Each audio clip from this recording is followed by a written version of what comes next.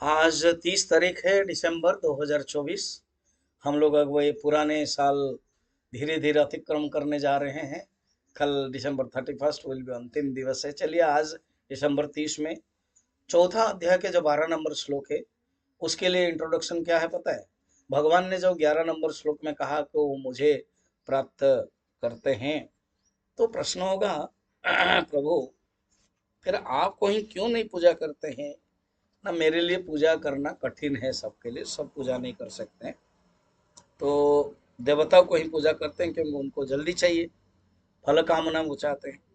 श्री भगवान वाच कांक्षत कर्मणाम सिद्धिम यजंत इह देवता क्षिप्रम हि मानुष्य लोके सिद्धिर्भवति कर्मजा। भगवान कहते हैं यह कर्मणा, इस संसार में रहते हुए कर्म के द्वारा सिद्धि प्राप्त करने के लिए जो इच्छा करते हैं, तो उनके लिए अलग अलग कर्म करेंगे। अगर कोई देवता सिद्धि, कोई तंत्र सिद्धि करता है तो उनके लिए वही कर्म करते हैं, देवताओं की पूजा करते हैं।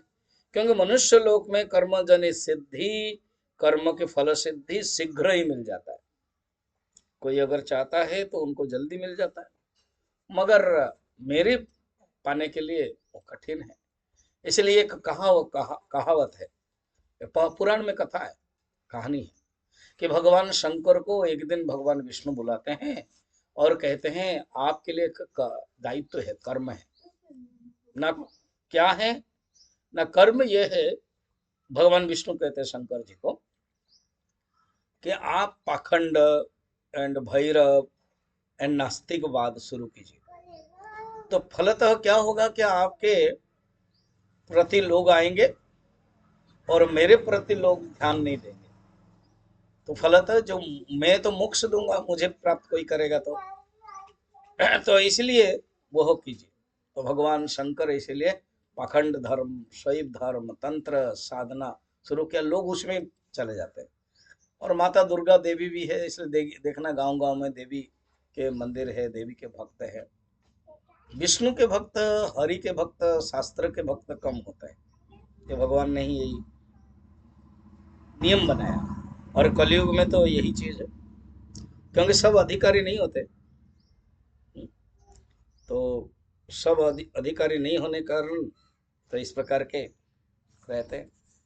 तो भगवान यही कहते हैं कि बाकी देवताओं को पूजा करने के लिए इसीलिए इंटरेस्ट ले लेते हैं क्योंकि उनका मन उसी प्रकार है। जल्दी बहुत आंसू, जैसे कोई भोजन है ना, मैगी सब खाना पसंद कर देते हैं, मैगी क्यों क्विक बन जाता है, 2 मिनट्स नूडल्स।